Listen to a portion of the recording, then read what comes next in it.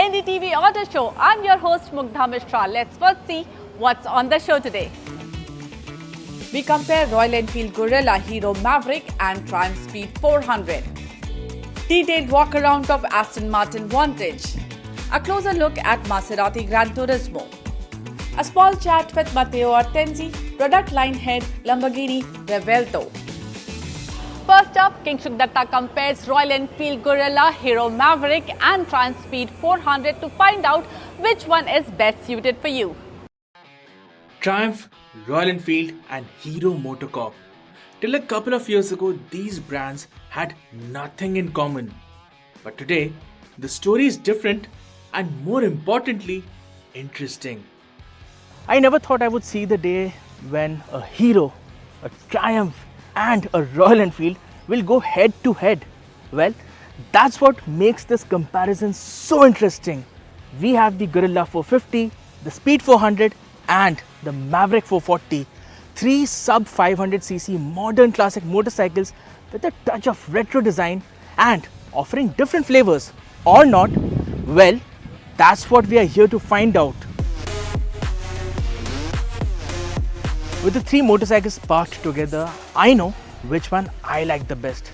It has to be the Royal Enfield Guerrilla 450. Why? I'll tell you.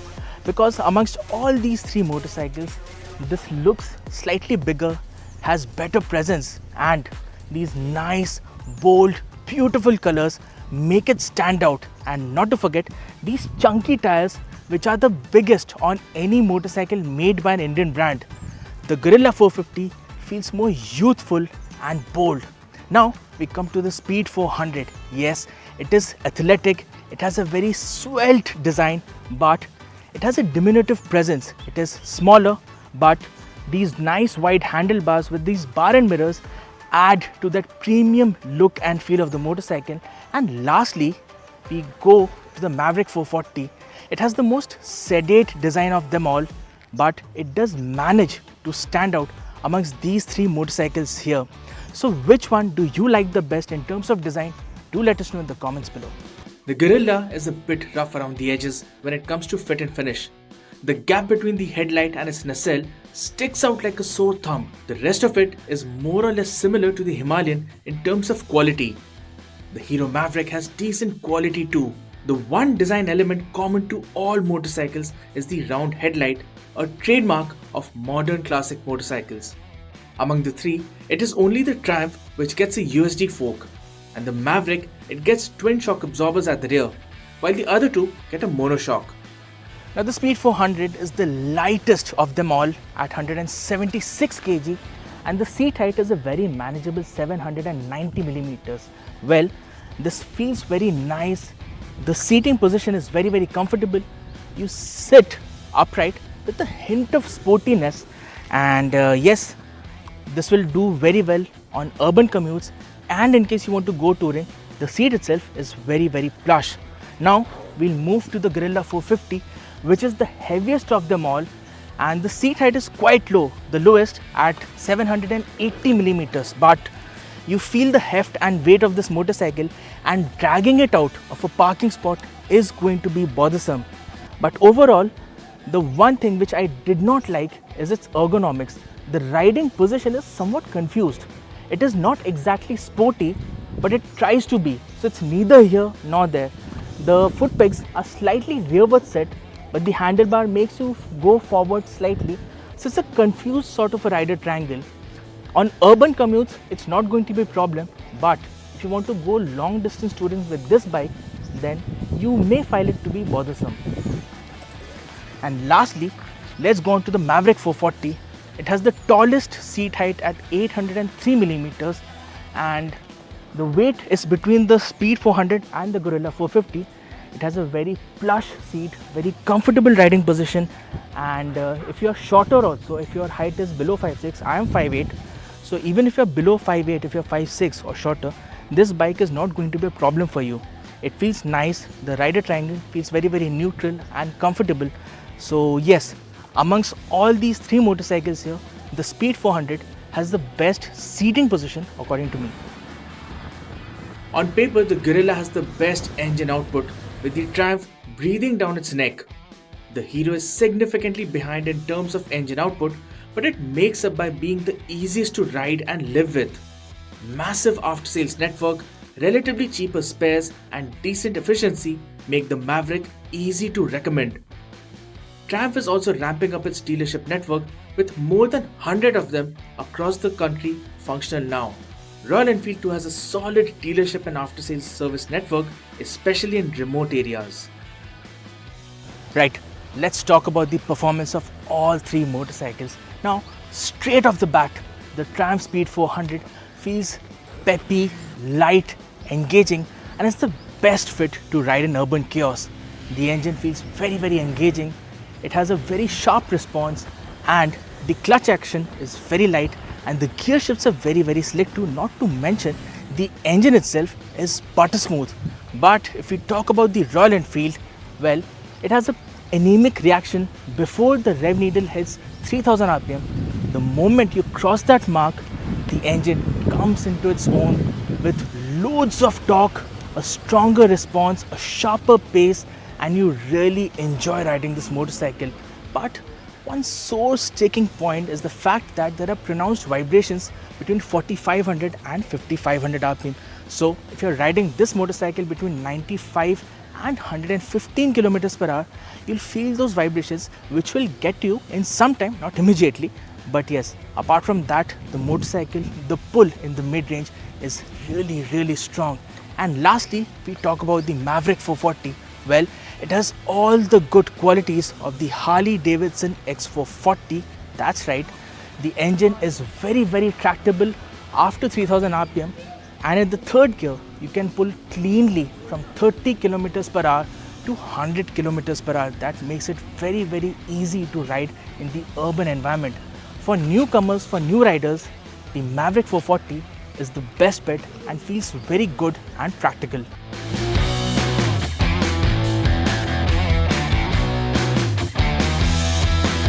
Now let's talk about the ride and handling of all these three motorcycles, starting with the Maverick 440. Now, this motorcycle feels nice and agile around the corner, but it feels best when you don't push it and ride calmly.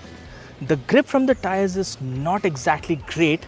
If you want to ride sedately in the city, then these tires work fine. But if you want to ride aggressively, then we suggest you switch the tires to something grippier. Apart from that, the one great point that this motorcycle has is the fact that it has the most comfiest ride quality of the lot, despite having the least amount of suspension travel. So that's another advantage in its books. And this also feels very flickable and agile when hustling through traffic as well. So that's another good part of the Maverick 440. The Royal Enfield Guerrilla 450 gets the chunkiest tires of the lot, and yes, it is also the heaviest and has the longest wheelbase, which means that this motorcycle is really stable at high speeds. The grip from the tires on dry tarmac is really good, very grippy, but in the wet, you will feel the motorcycle slipping and sliding around, so you have to be very careful and watchful of where you ride the bike. Well, the Royal Enfield also has the stiffest suspension of the lot, and as long as there's a smooth ribbon of tarmac, you can ride it enthusiastically in the city and on the highway as well. But if there are broken patches of road, then you'll feel the jolts up your spine. But the Speed 400, with its sharper steering, shorter wheelbase and lighter weight, makes for a fantastic corner carving machine. Whether you take it out on switchbacks or hustle it through traffic, you'll really enjoy riding the motorcycle, and this bike makes you feel really good and confident around the corner and wants you to push this bike to the best of your ability, right? And in terms of ride quality, this feels plusher than the Royal Enfield Guerrilla 450. There is no doubt that the Royal Enfield wins in terms of features. The 4-inch TFT Tripper Dash continues to get integrated Google Maps along with good readouts. The Maverick 440, it too gets Bluetooth connectivity on its negative LCD unit with turn-by-turn navigation, but the display could have been bigger and legibility under sunny conditions could be a problem. The Speed 400 gets an old school part digital part analog console with no connectivity options whatsoever. All three bikes get LED headlights, and the Royal Enfield and the Triumph also get a slip and assist clutch, which the Maverick misses out on. The Maverick 440 is the most affordable motorcycle here, with prices starting from 1,99,000 rupees and going up to 2,24,000 rupees. The Triumph Speed 400 is offered in just one variant, priced at 2,23,000 rupees with a 10,000 rupees discount already put on. And the Royal Enfield Guerrilla 450 is the most expensive of them all, with prices starting at 2,39,000 rupees and going up to 2,54,000 rupees. Looking at it objectively and comparing the performance, features, pricing and the overall packaging, the Triumph Speed 400 comes out on top. Solid performance, really aggressive pricing and fantastic quality. Not to mention, the Triumph badge adds to the desirability quotient. We will slip into a short break, but you don't go anywhere, because after the break we will bring you some really exciting cars, and one of them is a Maserati. Welcome back. You're watching the NDTV Auto Show. There were some really exciting launches this week on Indian market. Let's take a look. Not every day that a new Aston Martin is launched in the country, but it is the big and special day today because the all new generation of the Aston Martin Vantage is here, and the prices start at rupees 3.99 crores ex-showroom with a lot of optional extras. Aesthetics, and I have to say it looks very much like an Aston Martin. A familiar design language is what you are seeing here. On the front, the bumper is all new. It gets a larger grille now. This carbon fiber splitter or the lip spoiler that you're seeing here, it is an optional extra. On the standard car, you'll get it in a body colored or piano black format, whatever you choose. And a similar treatment will be followed on the side skirt. Talking of these headlamps, they are matrix LED unit with a very crisp LED DRL structure. It gets functional air vents and these muscular prominent hood lines.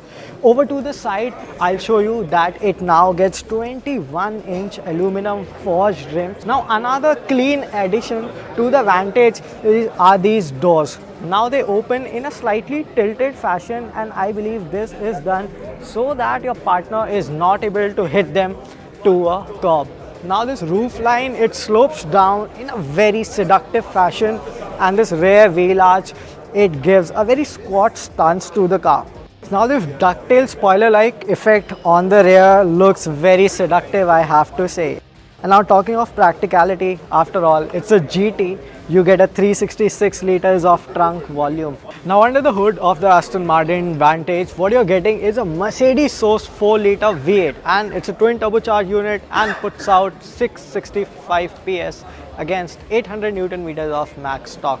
Now it's a front engine car, but it is 50-50 bias. So the weight distribution is exactly 50-50 because this car is also getting an electronic differential that can kick in at a speed of just 150 milliseconds. Well, the Vantage can do 0 to 100 sprint in just 3.5 seconds, and the top speed is at 325 kmph.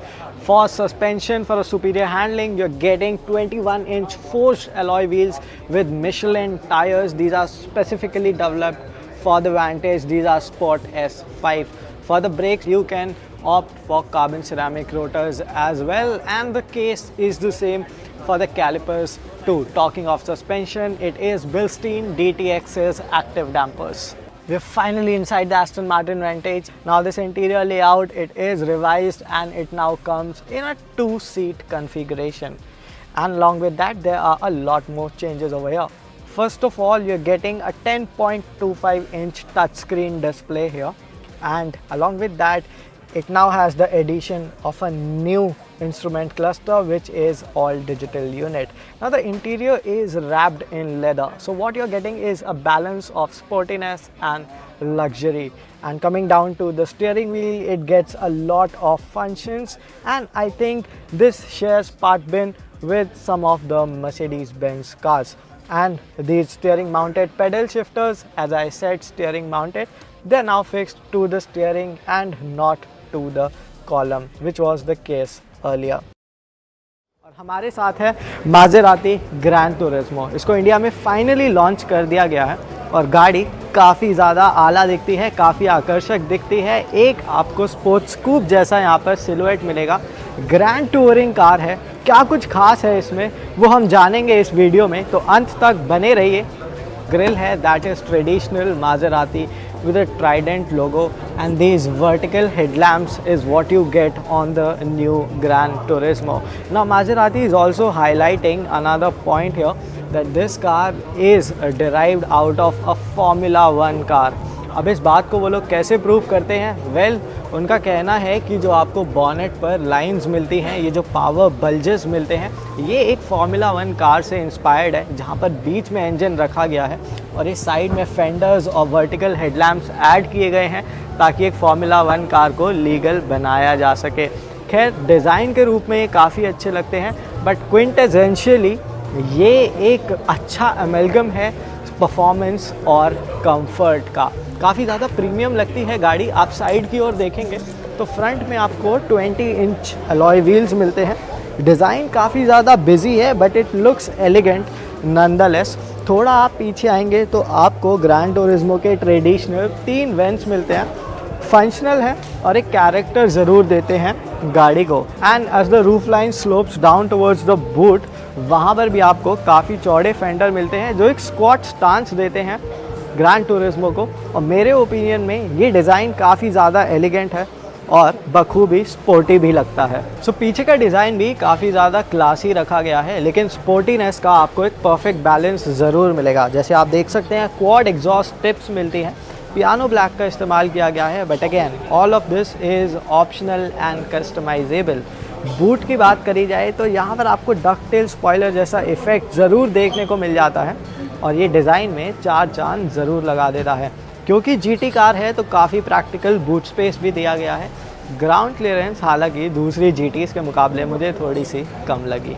अब चलते हैं इसके अंदर और जानते हैं वहाँ क्या कुछ मिलता है, बट उससे पहले मैं आपको बता दूं कि जो इसका शार्क फिन एंटेना है उसमें एक कैमरा दिया गया है और ये आपका रिवर्स कैमरा नहीं है, ये कैमरा दिया गया है ताकि आप इसके IRVM में एक पीछे का व्यू देख सके।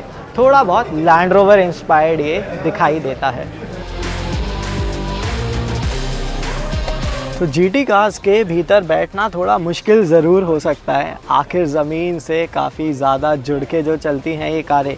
अब बात करते हैं इंटीरियर की, तो आप काफ़ी लो स्लंग पोजीशन में बैठते हैं। स्टीयरिंग व्हील आपको एकदम लेदर रैप्ड मिल जाता है और मासेराती के कुछ की हाइलाइट्स यहाँ पर आपको दिखेंगे, जैसे कि एक एनालॉग क्लॉक, इसको डैशबोर्ड के सेंटर में माउंट किया गया है। एक टच स्क्रीन मिल जाता है अच्छा खासा बड़ा और यहाँ पर टच एनेबल्ड डिस्प्ले मिलता है बाकी ऑपरेशंस के लिए।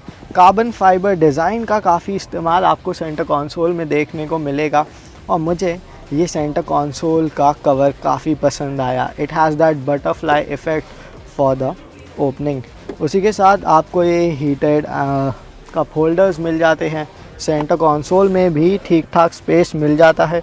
आपको टाइप A और टाइप C चार्जिंग पोर्ट्स मिलेंगे। साउंड सिस्टम के मामले में आपको सोनस फेबर का एक प्रीमियम साउंड सिस्टम मिलता है। सीट्स आपको लेदर रैप्ड मिलती हैं और काफ़ी स्नक फिट स्पोर्ट्स सीट हैं ये, और लेदर का भरपूर इस्तेमाल दिखाई देगा जो कि बताता है कि कार सिर्फ परफॉर्मेंस नहीं बल्कि कंफर्ट और प्रीमियमनेस के लिए भी डिज़ाइन की गई है। हेड अप डिस्प्ले भी आपको मिलता है यहाँ पर, लेकिन वो ऑप्शनल रखा गया है। हालांकि क्रेटा में आपको टॉप वेरिएंट्स में स्टैंडर्ड मिल जाता है। जो इंस्ट्रूमेंट क्लस्टर है वो भी एक ऑल डिजिटल यूनिट है और यहाँ पर कोई सनरूफ भी आपको देखने को मिलेगी नहीं, क्योंकि ये गाड़ी डिज़ाइन की गई है परफॉर्मेंस के लिए। रेयर सीट्स भी हैं, तो यानी 2+2 सीटिंग लेआउट है। मासेराती का कहना है कि 6 फीट के 4 लोग गाड़ी के केबिन में आराम से आ सकते हैं, बट मुझे लगता है पीछे की सीट्स पर बच्चे ही खुश रह पाएंगे। बट वहाँ पर भी आपको cup holders, USB charging ports, AC vents और 3-point सीट बेल्ट्स मिल जाते हैं। So now when we're talking about powertrain, we have to pop up the hood of the Maserati Gran Turismo. Well, this clamshell hood, इसके नीचे आपको मिलता है एक 3 litre का V6 इंजन, 90 डिग्री V6 है। इस इंजन का नाम दिया गया है नेट्यूनो। ये मासेराती का खुद का डेवलप किया हुआ इंजन है और आपको 2 स्टेट ऑफ ट्यून्स में मिलता है। अगर आप लेते हैं मॉडर्ना तो थोड़ा सा सबलाइम्ड है, वहाँ पर आपको 490 हॉर्स पावर और 600 न्यूटन मीटर का टॉर्क मिल जाता है। अगर आप ट्रॉफियो लेते हैं तो वहाँ पर आपको 550 हॉर्स पावर और 650 न्यूटन मीटर का टॉर्क मिल जाता है। टॉप स्पीड की बात करी जाए तो ट्रॉफियो वेरिएंट में 320 किलोमीटर प्रति घंटे की टॉप स्पीड मिलती है और 0 से 100 की रफ्तार जो ट्रॉफियो वेरिएंट है वो 3.5 सेकेंड्स में पकड़ लेता है। मॉडेना थोड़ा सा स्लो है, यानी कि आपको कुछ सेकेंड ज़्यादा लगेंगे। 0 to 100 3.2 सेकेंड्स में ये गाड़ी अचीव कर लेती है। 8 स्पीड का आपको एक गियर बॉक्स मिल जाता है। इंटरेस्टिंग बात यह है, मासेराती का कहना है that the wait distribution is more balance for handling. आपको एक 52:48 का वेट बैलेंस मिलता है, यानी थोड़ी सी मास फॉरवर्ड आपको ये गाड़ी मिलेगी in terms of weight distribution. But ये इंजन फ्रंट एक्सल के पीछे लगाया गया है और सस्पेंशन के बारे में अगर मैं आपको बताऊं तो आपको एक्टिव डैम्पर्स मिलते हैं। And Maserati is also saying कि जो फ्रंट डिफरेंशियल है वो रेयर डिफरेंशियल के एकदम स्ट्रेट लाइन में रखा गया है for better performance and handling. While I'm closing this hood back, you can have a quick look at the design and you can see that you sit inside the car rather than sitting over it, and that makes for a great combination of handling with design. तो बात करते हैं कीमत की। तो जो मॉडेना variant है वो 2.72 करोड़ पे उसकी प्राइसिंग रखी गई है और जो ट्रॉफियो वेरिएंट है वो लगभग 2,90,00,000 रुपए का आपको मिलेगा।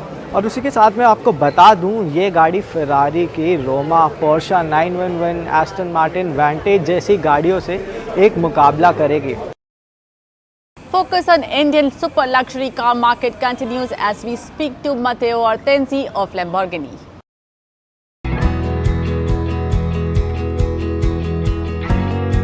Well, there were some things that we wanted even to improve comparing the Aventador, but that were already in our, let's say, background, no?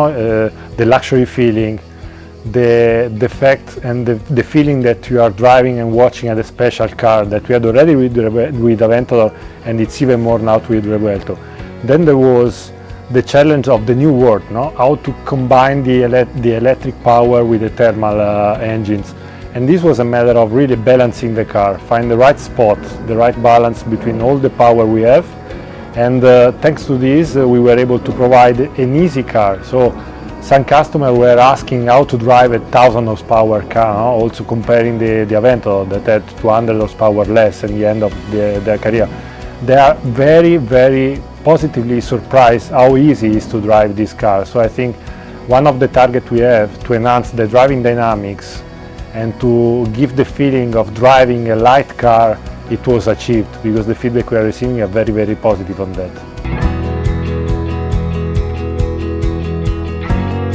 Well, Lamborghini is not having single products for single markets, so we have one car that is worldwide.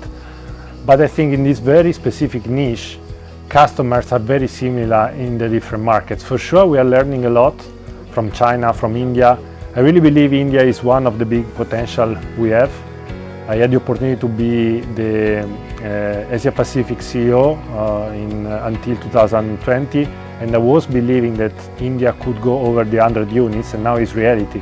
When we started, we were far, far away. So I really saw the potential of the market. I'm sure this will be not the end of the story, and you will grow even more. So we are really taking consideration in an important way how these markets are important for us. But we are not at the moment adapting the product. The product for us is the best you can provide in this segment, and this is the same needs that a Chinese or an Indian customer has comparing a US customer or European one.